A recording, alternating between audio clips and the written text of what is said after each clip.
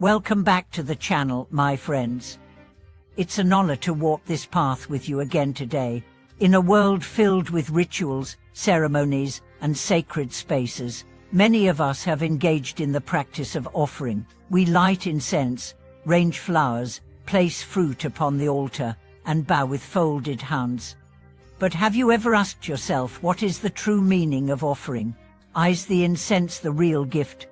Are the flowers the true sacrifice? Or is there something deeper, something more transformative behind the act? Today, we will journey into the profound truth that the most sacred offering is not something you place outside of yourself, but something that arises from within. Across cultures, offering is a universal gesture. It symbolizes reverence, gratitude, and devotion. From the candles in churches to the rice bowls in temples, from song and dance to silent prayers, humans have always felt compelled to give something to the divine. But in the heart of this beautiful tradition lies a deeper message. What you offer is not as important as how you offer it. There's a story from a small village where a child, too poor to bring fruit or incense to the temple, picked wildflowers from the roadside every morning and placed them at the feet of a dusty Buddha statue. One day, a wealthy donor saw the child and scoffed, "Is that your offering?"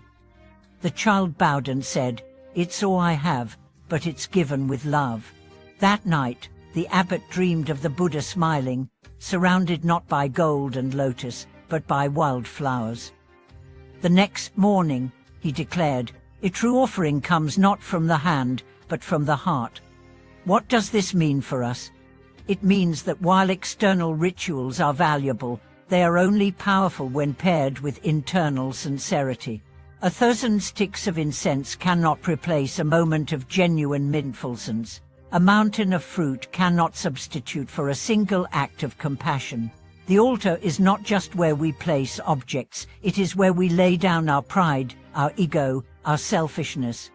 In fact, some of the greatest masters in history have warned against mistaking the form for the essence. The Buddha never asked for luxury. He asked for awareness, for transformation, for the inner fire of discipline, not the utter flame of candlelight. There's a phrase among monastics, "The best offering to the teacher is your practice." This means that when you truly want to show gratitude to a master, you don't need to send gifts. You need to live the teachings. You need to meditate. You need to forgive. You need to meet life with wisdom and grace. That is the highest respect. Let me share with you a story I heard during my own time at a remote monastery. A young monk once asked his teacher, "How do I offer you something precious? I have no money, no skills, nothing of value." The teacher smiled and said, "Offer me your anger." The monk looked confused. "I don't understand." The teacher replied, "Offer me your fears. Offer me your pride. Offer me your resistance. Burn them in the fire of practice. That is the offering I truly need." Those words stayed with me. They reminded me that the real temple is not built with bricks, but with mindfulness. The real incense is the breath that returns to the present moment. The real fruit is the kindness you offer when no one is watching. It also means that anyone can make an offering. You don't need wealth. You don't need ritual knowledge. You only need willingness. Even your suffering can be an offering if you meet it with courage. Even your mistakes can be an offering if you learn from them. Think about this.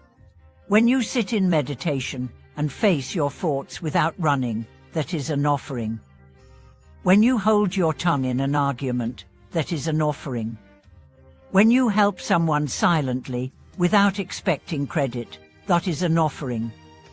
When you wake up and choose compassion again and again, even when it's hard, that is the most sacred incense of all. There's a powerful teaching from a Zen master who said, "One moment of true awareness equals 10,000 rituals." This doesn't mean rituals are useless. It means rituals are containers. They're only as sacred as what we put into them. So if you light a candle, do it with full presence. If you chant a mantra, let it come from your soul, not your lips. If you bow, let it be a bow of surrender, not performance. You may ask, how do I know if my offering is sincere? Here's a simple test.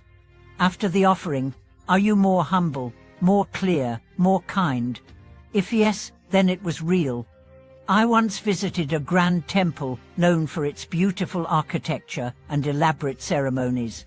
Crowds lined up to offer gold-plated fruit, jewel-encrusted incense holders, and expensive robes. But in the corner of the courtyard, I saw an old woman with nothing but a broken rice bowl and a flower she had picked from the gutter. She placed it gently at the base of a weathered statue and sat silently in prayer.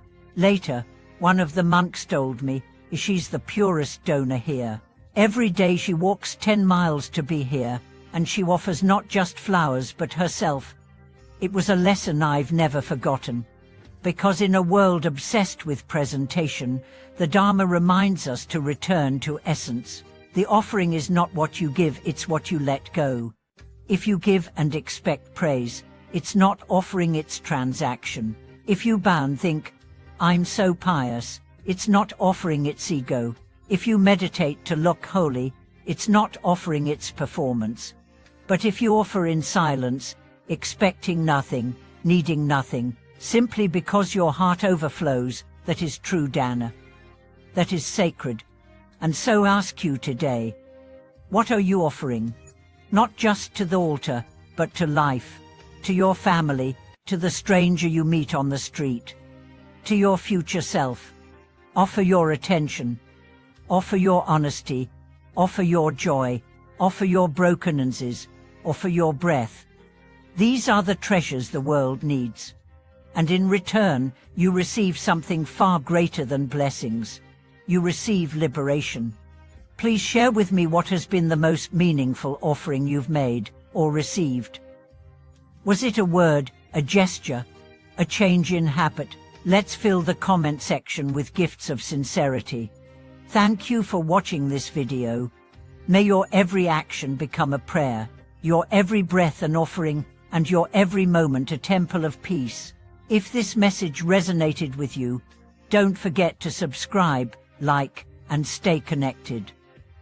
This journey of awakening is one we walk together.